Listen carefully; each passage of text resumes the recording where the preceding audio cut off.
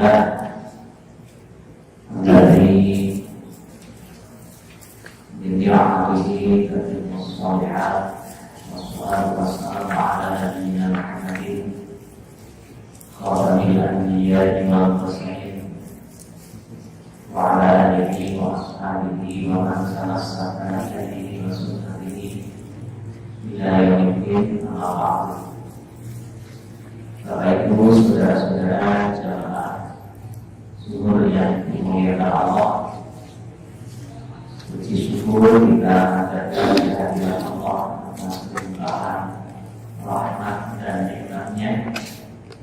Salawat dan salam selalu kita sampaikan kepada Rasulullah, keluarga, sahabat dan para pengikutnya.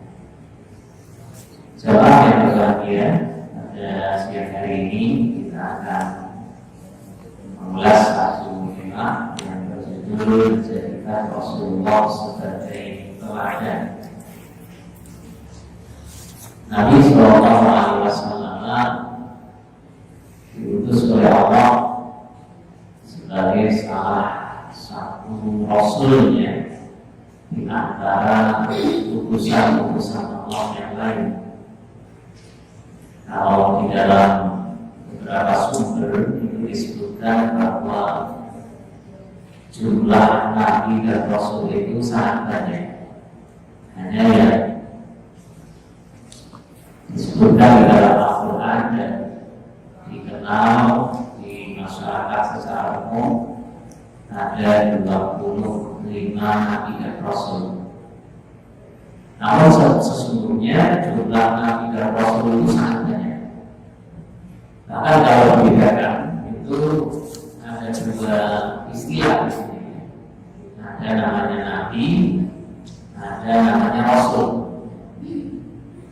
Kalau nabi adalah orang yang diberikan oleh Allah wahyu. Itu pengertian dari nabi. Yang diberikan oleh Allah wahyu. Kemudian kalau rasul itu adalah orang yang diberikan oleh Allah wahyu dan kemudian membawa risalah. Itu menurut Imam Ash-Shawkani seperti itu. Ada juga pengertian yang lain bahwa rasul itu diwajibkan menyampaikan wahyu itu kepada umatnya. Tetapi pengertian yang lebih kuat adalah bahwa rasul itu membawa risalah, sementara nabi tidak membawa risalah.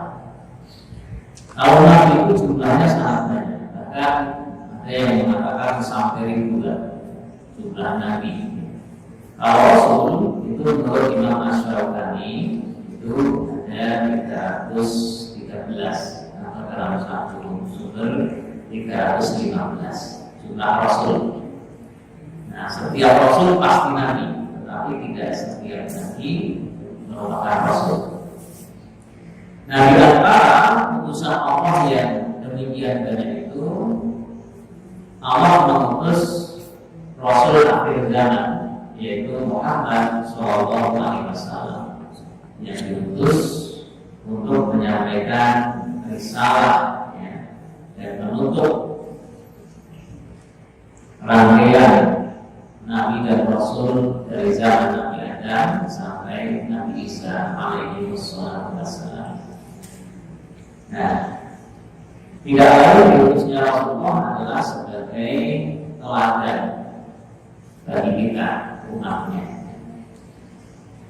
Salah satu di antara ayat yang sering dikutip terkait dengan fungsi diutusnya Rasulullah sebagai teladan bagi kita adalah di surat Al-Ahzab ayat 21. Laqad kana lakum fi Rasulillahi uswatun hasanah. Sungguh telah ada di dalam diri Rasulullah itu suri teladan yang baik bagimu.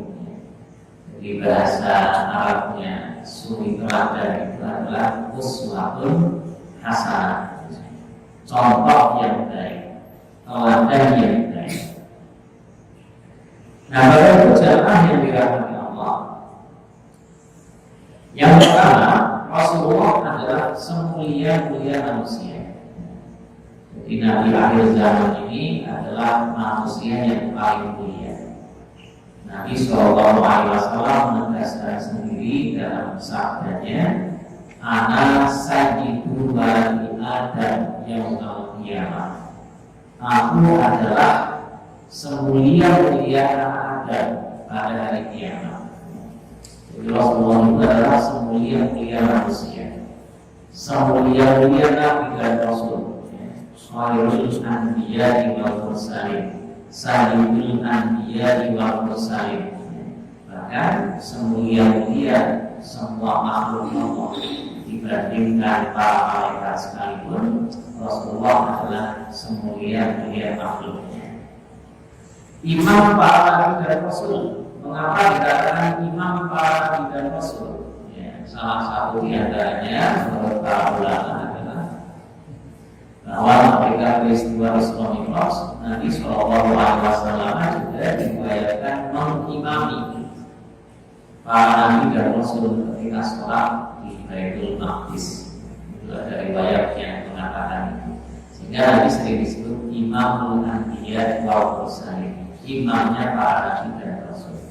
Meskipun ya beliau datangnya belakangan yang paling akhir, tetapi menjadi komutannya para nabi dan Rasul.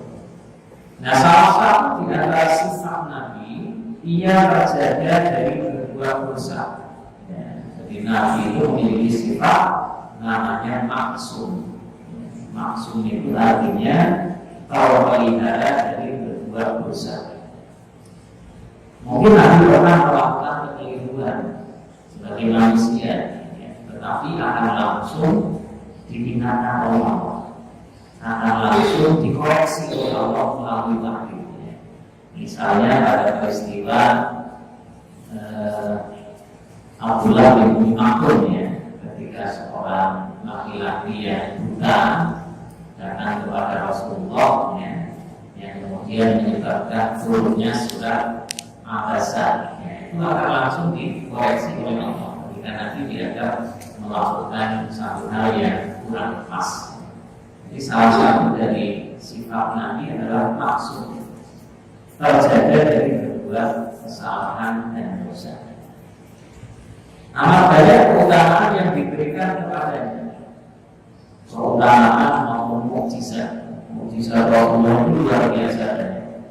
Bahkan saya memiliki sebuah buku berjudul 50 Mukjizat Nabi. Jadi mukjizat Rasulullah itu bukan hanya ya mungkin yang paling besar Al-Quran Karim, kemudian kita pernah mendengar bahwa Nabi itu pernah mengeluarkan air dari selat sebenarnya, masuk banyak mukjizat yang lainnya yang ada pada diri Rasulullah SAW. Bahkan Allah memberikan hak dan izin baginya untuk memberikan syafaat di akhirat kelak. Nah, ini tidak diberikan kepada nabi-nabi yang lain, hak untuk memberikan syafaat bagi umatnya. Dalam hadis riwayat Imam Al-Bukhari itu Nabi mengatakan begini, likulli nabiyyin da'watun mustajabatun.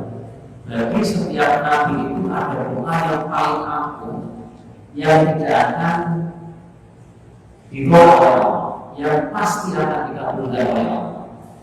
Maka ajaran kullu nabiyyin da'watan, dan setiap nabi itu telah mensegerakan doa itu ketika di dunia. Sudah dipakai ini jatahnya doa paling mustajab. Kata Rasulullah, wa inni iftaratu da'wati syafa'atan li ummati yaumil qiyamah. Tetapi aku menggunakan doa yang paling ampuh itu untuk meminta kepada Allah agar kiranya aku diberikan izin untuk bisa memberikan syafaat bagi umatku pada hari kiamat. Nah, jadi Rasulullah itu saking luar biasa memikirkan umatnya. Nah, kalau di surat Al-Baqarah ayat terakhir itu, laqad ja'akum rasulun min anfusikum azizun 'alaihi ma'antum harisun 'alaikum. Sangat memikirkan kita, sangat mengharapkan kebaikan untuk kita. Sampai-sampai doa yang paling mustajabah itu dipakai oleh Rasulullah untuk memohon kepada Allah agar kiranya di akhirat nanti diberikan hak untuk memberikan syafaat bagi umatnya. Nah, jadi ini salah satu di antara keistimewaan yang diberikan kepada Rasulullah yang tidak diberikan kepada nabi-nabi yang lain, yaitu hak untuk memberikan syafaat atas izin Allah. Nah, kemudian yang kedua, segala apa yang disandarkan kepadanya, kepada Rasulullah adalah kebaikan dan kelahiran. Tidak ada hal yang buruk yang disandarkan kepada beliau. Semua perbuatannya, ucapannya adalah hal yang baik. Bahkan di dalam Al-Quran dikatakan wama yantiqu 'anil hawa in huwa illa wahyun yuha. Apa yang diucapkan oleh Rasulullah itu tidak ada yang bersumber dari keinginan dan hawa nafsunya, tetapi semua itu adalah wahyu yuha. Ya, wahyu. Semua itu adalah wahyu dari Allah yang kemudian diucapkan oleh Rasulullah SAW. Jadi apa yang dilakukan oleh Rasulullah dalam segala hal adalah teladan. Maka kita haruslah dituntutkan untuk mencontoh Rasulullah di dalam segala perilaku beliau. Bagaimana Rasulullah SAW beribadah, itu cetok ya, karena ibadah itu kan jelas ranah yang merupakan ritual. Tetapi bukan hanya itu. Di dalam hadis itu bahkan dimungkinkan bagaimana Rasulullah makan, bagaimana Rasulullah masuk kamar Nabi, bagaimana Rasulullah berdendara, bagaimana Rasulullah bercanda. Itu semua itu menjadi teladan, karena apa yang ada pada diri Rasulullah itu adalah teladan. Nah, itu idealnya begitu. Meskipun tentu kita ya mungkin tidak bisa kemudian mencontoh Rasulullah secara sempurna, tapi paling tidak menjadikan beliau sebagai standar di dalam kehidupan kita terkait bagaimana beliau beribadah, bermuamalah, berakhlak dan seterusnya. Setiap perbuatan dan ucapannya itu dinilai sebagai sunnah. Sunnah. Jadi apa yang dilakukan oleh beliau itu sunnah. Maka pengertian sunnah atau hadis itu kan kullu ma usira ila Rasulillah min qaulin aw fi'lin, ya. Apa yang disandarkan kepada diri Rasulullah dari perkataan, dari perbuatan maupun dari pengakuannya. Maka Nabi Shallallahu Alaihi Wasallam berpesan kepada kita, aku tinggalkan dari kalian dua hal yang apabila kalian berpegang teguh padanya, saya tidak akan tersesat selamanya, yaitu kitab Allah dan sunnah Nabi-Nya. Kalau fikum amraini lan tadilu in tamassaktum bihi ma adada. Kita Allah wa sunnatan Nabi-Nya. Jadi dua itu Al-Quran dan sunnah Nabi. Ya, sunnah Nabi itu artinya ya segala perkataan Rasulullah, segala perbuatan Rasulullah dan akhir Rasulullah. Yang itu terkait di dalam kitab hadis. Maka sunnah kemudian disinonimkan dengan hadis, meskipun itu ada perbedaannya. Jadi sunnah itu adalah ideal dari hadis. Kalau hadis itu sahih, ya itulah sunnah gitu ya. Karena ternyata hadis itu kan ada yang sahih, ada yang dhaif. Maka ketika hadis itu sahih, ya itulah perbuatan sunnah. Nah, kemudian yang ketiga, jemaah sekalian, salah satu misi utama diutusnya Nabi adalah untuk menyempurnakan akhlak umat manusia. Nabi menegaskan, innama bu'istu liutammima makarimal akhlaq. Hanya saja aku diutus untuk menyempurnakan akhlak manusia. Nah, itu misi utama diutusnya Nabi. Apalagi kalau kita lihat zaman ketika Nabi itu dilahirkan, itu luar biasa. Terjadi kemerosotan moral yang sangat parah di masyarakat Arab waktu itu. Tidak sekarang, di dalam ranah peribadatan jelasnya mereka menyembah patung, ya, menyembah selain Allah, ya, di dalam kaitannya dengan hal yang terkait dengan muamalah, banyak sekali hal-hal yang sangat jauh dari nilai-nilai keunggulan ya. Bahkan kita bisa baca dalam Al-Quran itu juga disebutkan orang-orang Al-Jahiliyah itu sampai tega mengukur anaknya sendiri yang perempuan. Wa'idal ma'un dan usulilah binaidan bimuhilatsnya di surat di juz Amma itu. Jadi ketika mereka diberikan anak perempuan itu banyak yang kemudian sampai tega mengukur anaknya sendiri ya.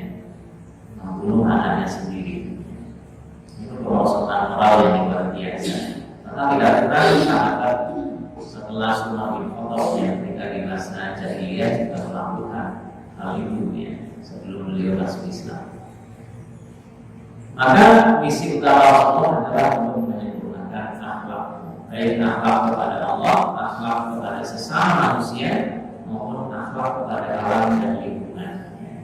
Jadi akhlak itu tidak hanya kepada sesama, akhlak kepada Allah. Bagaimana kita menyembah Allah, beribadah kepada Allah, kan ada adabnya, ada akhlaknya. Tidak hanya kepada sesama, kepada lingkungan juga kita menjaga akhlaknya. Bagaimana kita berperilaku yang baik kepada lingkungan, ya, tidak melakukan pencemaran lingkungan, itu juga akhlak kepada lingkungan yang diajarkan di dalam pesan-pesan syariat agama kita. Ya. Bahkan ulama-ulama belakangan itu ada dan banyak yang merumuskan teologi lingkungan, ya, fikih lingkungan. Di majelis takjid sudah dikeluarkan buku tentang fikih lingkungan. Salah satu cendekiawan Muslim, Guru Ketua MUI, Profesor Ali Yahya, yang beberapa hari yang lalu wafat, juga termasuk ulama yang awal-awal mencetuskan ya ide tentang teologi dan fikih lingkungan. Nah ini karena banyak manusia yang kemudian lupa bahwa ternyata yang namanya akhlak itu bukan hanya kepada sesama, tetapi juga kepada lingkungan. Itu bagian dari bagaimana kita mengamalkan nilai-nilai dan ajaran agama itu sendiri. Nah, kemudian yang kedua, sama sekalian, ini sudah pernah kita sampaikan bahwa ajaran agama Islam itu secara garis besar memiliki aspek, yaitu aspek akidah, ibadah, dan akhlak. Jadi kalau diringkas, agama kita itu memuat 3 hal pokok itu. Pertama akidah, ya, tauhid, yang kedua ibadah atau syariat, dan yang ketiga akhlak. Ya. Jadi akidah itu keimanan, ibadah itu peribadatan, dan akhlak itu ya moralitas, ya, muamalah, ya, dan seterusnya. Jadi kalau dibagi itu 3 hal itu yang tercermin dalam trilogi ajaran Islam: iman, Islam, dan ihsan. Iman itu akidah, Islam itu ibadah, dan ihsan itu adalah akhlak.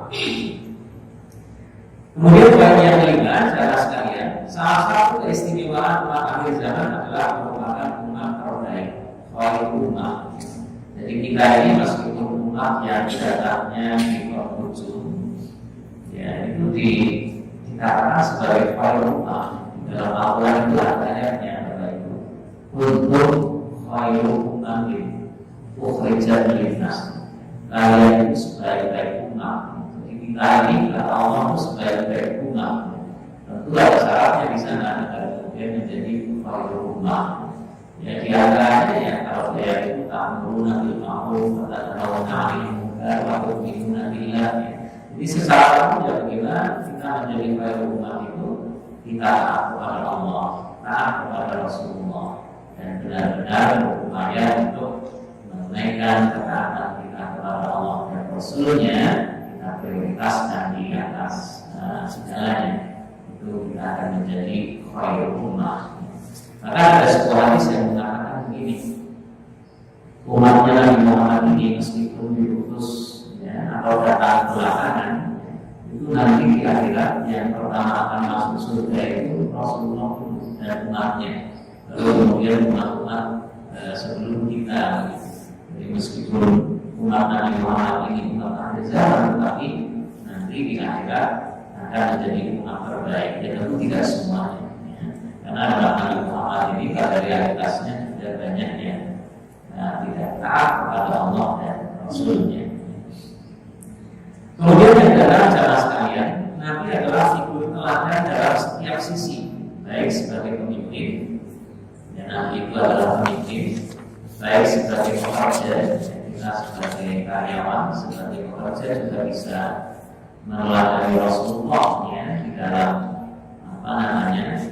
keteladanan beliau sebagai pekerja. Dan Nabi juga tidak pernah berdagang, pernah melakukan aktivitas bekerja. Bagaimana Nabi itu melakukan itu? Nah, itu kita teladani di dalam kaitannya dengan kita sebagai pekerja, pegawai misalnya. Misalnya ada hadis Nabi yang terkait dengan hal ini. Innallaha yuhibbu idza 'amila ahadukum 'amalan ayyutqinahu. Hadis terkait dengan etika bekerja. Sesungguhnya Allah Subhanahu wa taala mencintai seorang hamba yang ketika bekerja itu ayyutqinahu, bekerja dengan sungguh-sungguh. Kesungguhan bekerja yang kita rasakan dengan profesionalitas itu merupakan bagian dari teladan Rasulullah SAW. Maupun beliau sebagai figur suami misalnya, karena Nabi SAW adalah seorang suami, juga sebagai ayah. Nah, segala sisi dari kehidupan Rasulullah itu menjadi teladan bagi kita.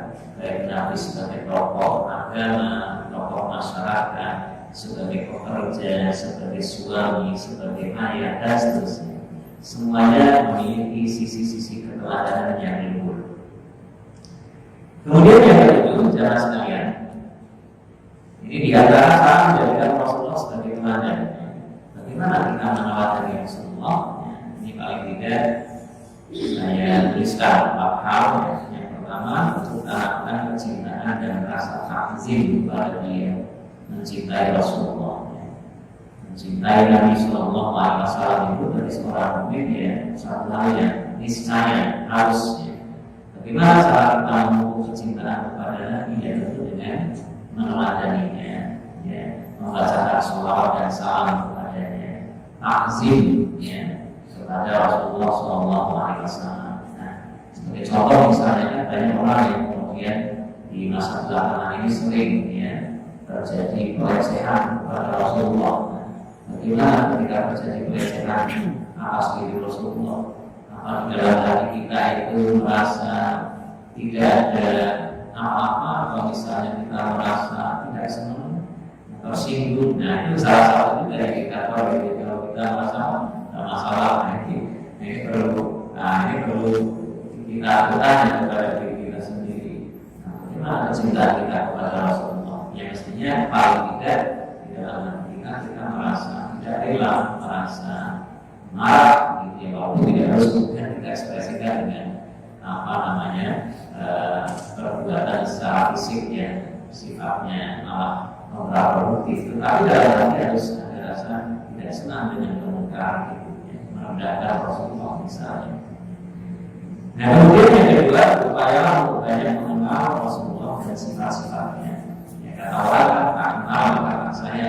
Kalau kita berupaya mencintai Rasulullah, ya, bagaimana kita berupaya mengenal beliau? Dari mana kita mengenal? Ya, kita mempelajari bagaimana sejarah kehidupan beliau, bagaimana sabda-sabda beliau, bagaimana teladan beliau, yang itu kita bisa pelajari dari buku tentang sirah Nabi misalnya, atau dari sumber bacaan yang lain. Sekarang kan berlimpah, era sekarang itu luar biasa. Kalau kita mau memanfaatkan, itu luar biasa, sangat memberikan kemudahan bagi kita. Maka tidak ada alasan bagi kita di zaman yang serba mudah ini kemudian untuk tidak berupaya menambah wawasannya.